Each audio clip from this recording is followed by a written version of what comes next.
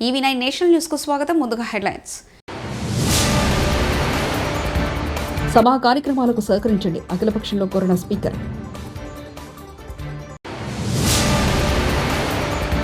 తిరుమల తొక్కిసలాట ఘటన, అసలు దోషులిక్కడ చంద్రబాబు.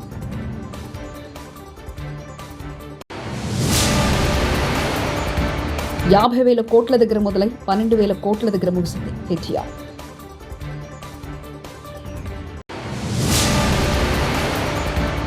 రెయిన్ అలర్ట్, అత్యవసర పరిస్థితుల్లో ఈ టోల్ ఫ్రీ నెంబర్కు ఫోన్ చేయండి.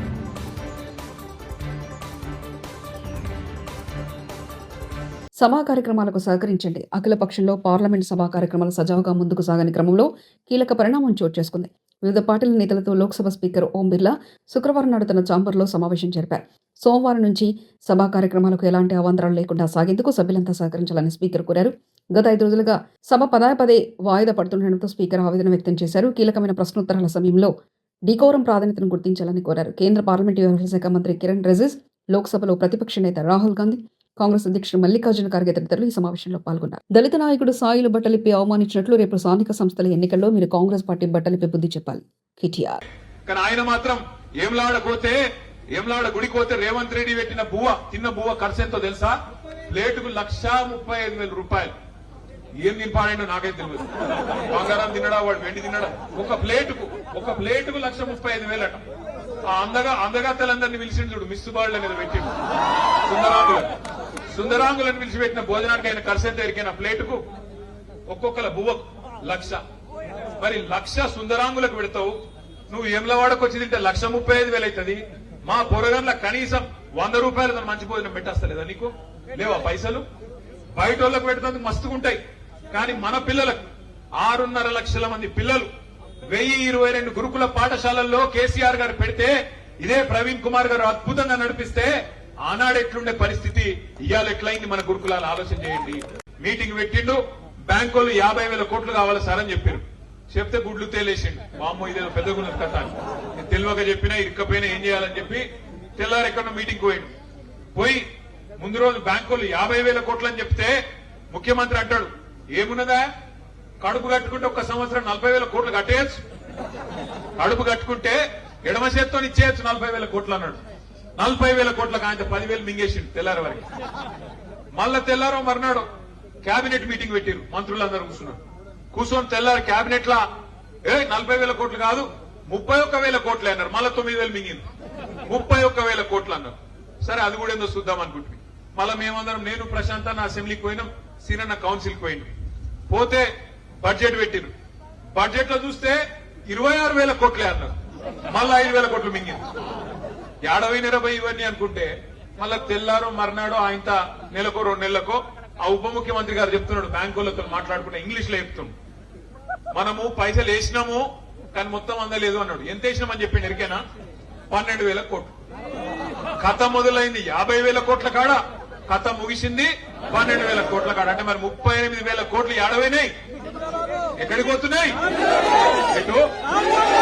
పక్క మాట టకీ మనం పడుతున్నాయి అన్నాడు.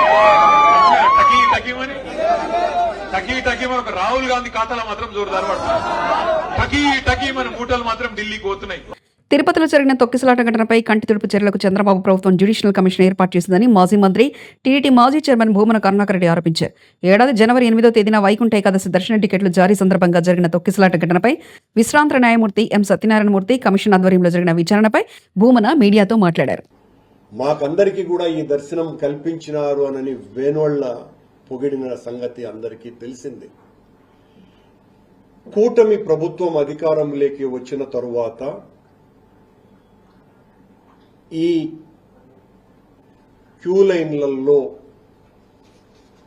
ఎస్ఎస్డి పాసుల్ని ఇచ్చేటువంటి కార్యక్రమంలో భాగంగా 8/1/2025 తారీఖున తిరుపతిలో ఉన్న రామానాయుడు మున్సిపల్ హై స్కూల్ దగ్గర ఉన్న పార్కులో ఉన్న గేటును తెరవటం మూలంగా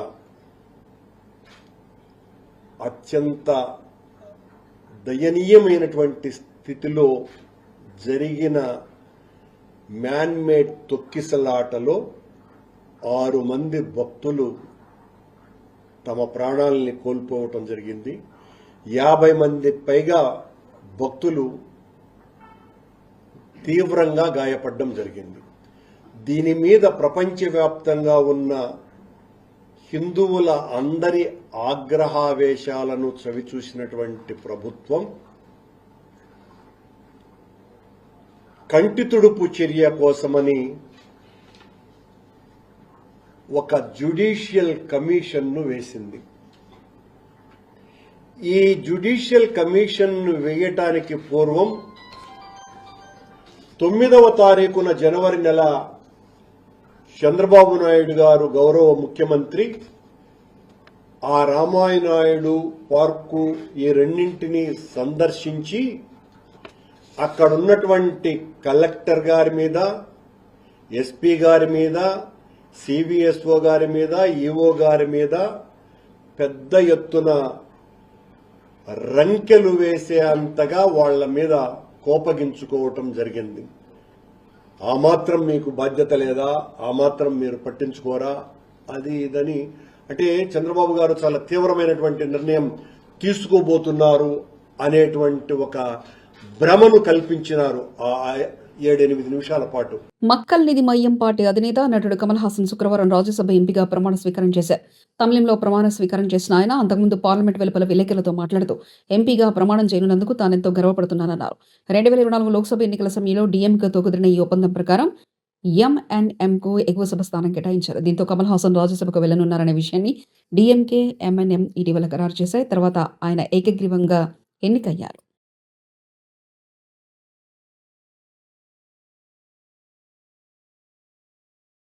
బంగాళాఖాతంలో ఏర్పడిన వాయుగుండ కారణంగా కోస్తాంధ్రలో భారీ వర్షాలు కురిసే అవకాశం నేపథ్యంలో రాష్ట్ర ప్రభుత్వం అప్రమత్తమైంది. హోం విపత్తు నిర్వహణ శాఖ మంత్రి అనిత వాతావరణ పరిస్థితులపై సమీక్ష నిర్వహించారు. ఈ సమీక్షలో విపత్తు నిర్వహణ సంస్థ ఎండీ ప్రఖర్ జైన్ సిబ్బందితో ప్రస్తుత పరిస్థితులపై ఆరా తీశారు. వాయుగుండం పశ్చిమ బెంగాల్, బంగ్లాదేశ్ తీరాలకు తాకే అవకాశం ఉందని వాతావరణ శాఖ తెలిపింది. రానున్న 24 గంటల్లో పశ్చిమ బెంగాల్, ఉత్తర ఒడిశా, జార్ఖండ్ వైపుగా ఇది కదిలే అవకాశం ఉన్నట్లు వెల్లడించారు. ప్రజల తలరాతలు మార్చే నాయకుడు చంద్రబాబు అయితే తలకాయలు తీసే వ్యక్తి జగన్ అని మంత్రి నిమ్మల రామనాయుడు అన్నారు. తిరుపతి నియోజకవర్గంలో నిర్వహించిన సుపరిపాలనలో తొలి అడుగు కార్యక్రమంలో మంత్రి నిమ్మల పాల్గొన్నారు. నాయకుడు అంటే రక్షించేలా ఉండాలి కానీ జగన్లా చంపేసే విధంగా ఉండకూడదని వ్యాఖ్యానించారు. పట్టణానికి వెళ్ళినా, ఏ గ్రామానికి వెళ్ళినా, ఏ గడప తొక్కినా కూడా ప్రజలందరూ కూడా చాలా బాగుంది పరిపాలన అని చెప్పి మరి ప్రజలందరూ కూడా మెచ్చుకుంటున్నటువంటి పరిస్థితి. ఈ సంవత్సరం కాలంలోనే ఇంత పెద్ద ఎత్తున సంక్షేమాన్ని కొనసాగించుకుంటూ మరి ఈ నెలలోనే లేదా వచ్చే నెలలో కేంద్రం ఎప్పుడు నిధులు వాళ్ళ వాటా మంజూరు చేసిన వెంటనే అన్నదాత సుఖీభావ కింద కూడా రైతుకి 20,000 రూపాయలు పెట్టుబడి సాయం అందించేటువంటి కార్యక్రమాన్ని కూడా మరి కేంద్రంతో కలిపి మరి ఇమీడియట్లీ అది కూడా శ్రీకారం చుట్టబోతూ ఉన్నాం. అదేవిధంగా రేపు ఆగస్టు 15వ తేదీ నుంచి మహిళలు మరి ఉచితంగా ఆర్టీసీ బస్సు సౌకర్యం కల్పించబోతూ ఉన్నాం. అంటే ఇంత పెద్ద ఎత్తున సంవత్సరం కాలంలోనే ఆర్థిక పరిస్థితి సహకరించకపోయినప్పుడు కూడా ఇంత పెద్ద ఎత్తున సంక్షేమ కార్యక్రమాలు చేయడంతో పాటు మరొక పక్క అభివృద్ధి కార్యక్రమాలు కూడా. ఎందుకంటే మీరందరూ కూడా చూస్తూ ఉన్నారు, ఏదైతే మరి ఆ రోజు అమరావతి కాదు 3 ముక్కలు అన్నాడు. మరి ఆ 3 ముక్కల్లో ఏ ముక్కలైనా సరే ఒక్క ఇటుక ముక్క పెట్టలేనటువంటి పరిస్థితి ఉంది. కానీ ఈరోజు మళ్ళీ రాజధాని లేనిటువంటి రాష్ట్రానికి మళ్ళీ అమరావతిని వేళ రాజధాని నిర్మాణం పూర్తి చేస్తూ ఉన్నాం. ఇంకొక పక్క పోలవరం ఆ రోజు ముంచేసినటువంటి పరిస్థితి. మళ్ళీ ఈరోజు ఆ పోలవరాన్ని 2027 డిసెంబర్ కల్లా పూర్తి చేసే లక్ష్యంతో ఈవేళ పనిచేసి ఇటు రాయలసీమకి అటు ఉత్తరాంధ్రకి కూడా ఆ గోదావరి వరద నీరుని ఈవేళ అందించబోతేటువంటి ప్రక్రియకి ఈవేళ శ్రీకారం చుడుతూ ఉన్నాం. ఎన్నో పరిశ్రమలు గత 5 సంవత్సరాల పాలనలో మరి విసిగెత్తి ఈయన కక్షలకి భయపడి వెళ్ళిపోయినటువంటి పరిస్థితి. ఒక లూలు కానీ, ఒక కియో ఎక్స్టెన్షన్ కానీ, ఒక అమర్ రాజా కానీ, ఒక జాకీ కానీ, ఇట్లా ఎన్నో కంపెనీలు ఏదైతే రాష్ట్రం వదిలిపోయాయో మళ్ళీ ఆ పరిశ్రమలు పారిశ్రామికవేత్తలు అందరినీ తీసుకొచ్చి మళ్ళీ ఈ రాష్ట్రంలో ఉపాధి ఉద్యోగ అవకాశాలను ఈరోజు మళ్ళీ కల్పించేటువంటి ప్రక్రియకి మనం శ్రీకారం చుడుతూ ఉన్నాం. స్టీల్ ప్లాంట్ ప్రైవేటీకరణ కాకుండా కాపాడుకోగలిగాం, రైల్వే జోన్ను సాధించుకోగలిగాం, మెట్రోలను తీసుకురాగలుగుతూ ఉన్నాం. అంటే ఇంత పెద్ద ఎత్తున ప్రజలు అర్థం చేసుకుంటూ ఉన్నారు. కష్టంలో ఆర్థిక పరిస్థితి ఉన్నటువంటి స్థితిలో కూడా మరి ఇటువంటి స్థితిలో కూడా ఇంత పెద్ద ఎత్తున సంక్షేమం ఇస్తూ ఉంది, ఇంత పెద్ద ఎత్తున అభివృద్ధి చేస్తూ ఉన్నారు. ఇది మంచి ప్రభుత్వం అని వేళ ప్రజలందరూ కూడా ఈ సంవత్సర పాలన పట్ల ఆశీర్వాదం అందజేస్తున్నారని చెప్పి తెలియజేసుకుంటూ మరి మీ ద్వారా కూడా ఈవేళ ప్రజలకు కూడా విజ్ఞప్తి చేస్తూ ఉన్నాం. ఎందుకంటే ఈవేళ తలరాతలను మార్చేటువంటి నాయకుడికి ఈవేళ చంద్రబాబు నాయుడు గారు పనిచేస్తూ ఉంటాయి. తలకాయల్ని తీసేటటువంటి వ్యక్తిగా ఈవేళ జగన్మోహన్ రెడ్డి రాష్ట్రంలో పనిచేస్తున్నటువంటి పరిస్థితిని దయవుంచి మీరందరూ కూడా గమనించమని కోరుతూ ఉన్నాం. ఎందుకంటే మీరు చూస్తూ ఉన్నారు ఈవేళ ఇంత అభివృద్ధి ఇంత సంక్షేమంతో రేపు 2047 కల్లా మళ్ళీ తెలుగు జాతి ప్రపంచంలో నెంబర్ 1 స్థానంలో నిలపాలనేటువంటి ఆలోచనతో చంద్రబాబు నాయుడు గారు మీ తలరాతలు మార్చేటువంటి విధంగా పనిచేస్తూ ఉన్నారు. జగన్మోహన్ రెడ్డి గారు ఒక కక్షతో అంటే 2024లో ఈ ఆంధ్రప్రదేశ్ రాష్ట్ర ప్రజలు నన్ను ఓడించారనేటువంటి కక్ష ఈరోజు ప్రజల మీద, రాష్ట్రం మీద, తెలుగు జాతి మీద కూడా పెట్టి ఈవేళ ఈ రాష్ట్రాన్ని ధ్వంసం చేయాలి, ఈ రాష్ట్ర భవిష్యత్తును విధ్వంసం చేయాలనేటువంటి ఆలోచనతో ఎప్పటికప్పుడు కుట్రలు పన్నుతూ అలజడులు సృష్టిస్తూ శాంతి భద్రతలకు వివఘాతం కలిగిస్తూ మళ్ళీ ఈ పరిశ్రమలు పారిశ్రామికవేత్తలు ఈ ఆంధ్రప్రదేశ్ రాష్ట్రం రావాలి అని అంటే భయపడేటువంటి విధంగా ఈరోజు కూడా అడుగుతున్నారు పారిశ్రామికవేత్తలు. మీ రాష్ట్రంలో పెట్టుబడులు పెట్టాలని అంటే జగన్ మళ్ళీ రాడని గ్యారంటీ మీరు ఇవ్వండి అని అడుగుతేటువంటి పరిస్థితి. అంటే ఇటువంటి స్థితి వేళ జగన్మోహన్ రెడ్డి రాష్ట్రంలో కల్పిస్తున్నటువంటి పరిస్థితి. అందుచేతే అటువంటి జగన్మోహన్ రెడ్డి గారు లాంటి వ్యక్తి ప్రజాస్వామ్యంలో ఉండడానికి కూడా అనర్హుడు, రాజకీయాల్లో ఉండడానికి కూడా అర్హత లేదు. అటువంటి వ్యక్తి అవసరం లేదు ఈ రాష్ట్రానికి అనేటువంటి విషయాన్ని ప్రజలందరూ కూడా గుర్తించమని కోరుతూ ఉన్నాం. ఎందుకంటే ఎవరైనా ఒక రాజు అయినా ఒక పాలకుడైనా రాష్ట్రాన్ని కాపాడేవాడై ఉండాలి, ప్రజలను రక్షించేవాడై ఉండాలి. మరి మనందరికి కూడా రక్షణ కల్పించేటువంటి ఉండాలి తప్ప భక్షించేవాడై ఉండకూడదు. ఎందుకంటే మొన్న మీరు చూసారు ఏదైతే మరి ఆయన పరామర్శలు పేరు చెప్పి ఒక అలజడులు సృష్టిస్తుంటాడు కుట్రపూరితంగా. పరామర్శలు అంటే మీ అందరికీ తెలుసు, ఎవరైనా చనిపోతే వారం రోజుల్లోనూ 10 రోజుల్లోనూ లేకపోతే నెల రోజుల్లోనూ పోతాం.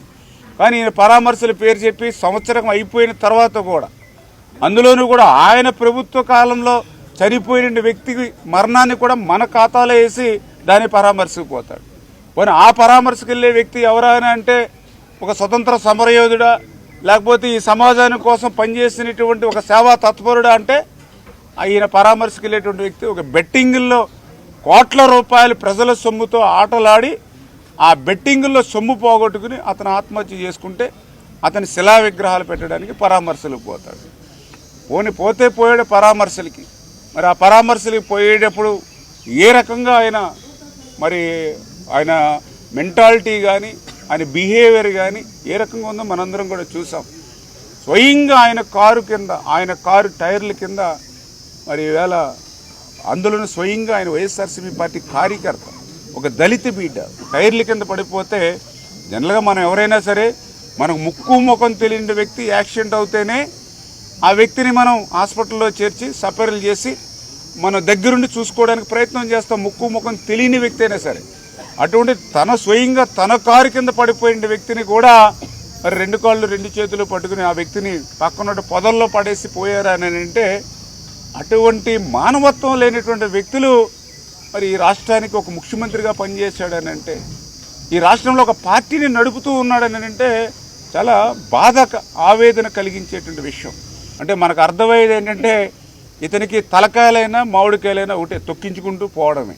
అంటే రేపు మేము అధికారంలోకి వస్తే ఈ మంచి చేస్తాము, ఈ సంక్షేమం చేస్తాము, ఈ అభివృద్ధి చేస్తాము, లేకపోతే ఈ ప్రభుత్వం తప్పులు చేస్తూ ఉంది వీటిని సరిదిద్దుతాము అని చెప్పడం మానేసి రేపు మా ప్రభుత్వం వస్తే మీ తల తీసేస్తాం, మీ కాలు తీసేస్తాం, మీ చేయి తీసేస్తాం, మీ కన్ను తీసేస్తామని ఈ రకంగా బెదిరింపు ధోరణిలోకి నిన్న కూడా చూశారు. నిన్న ఎవరైతే పెద్దిరెడ్డి రామచంద్రారెడ్డి ఆ జైలు గోడల దగ్గర ఉండి మాట్లాడుతూ ఉన్నాడు. రేపు మా ప్రభుత్వం వచ్చిన తర్వాత సిట్టు విచారణ కూడా ఉండదు, డైరెక్ట్గా దొరికిన వాడిని దొరికినట్టుగా తీసుకెళ్లి లోపలేస్తామని చెప్తున్నటువంటి పరిస్థితి. అంటే రేపు అధికారంలోకి రావాలని వీళ్ళ కోరుకు సభా కార్యక్రమాలకు సహకరించండి అఖిలపక్షంలో కోరిన స్పీకర్.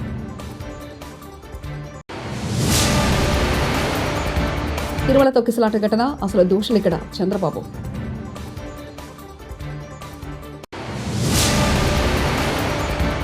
$50,000 కోట్ల దగ్గర మొదలై 12,000 కోట్ల దగ్గర ముగిసింది కేటీఆర్.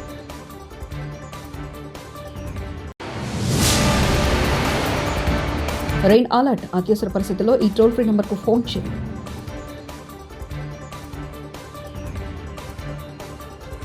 ఇవి బులెటిన్ విశేషాలు. చూస్తూనే ఉండండి EV9 నేషనల్ న్యూస్.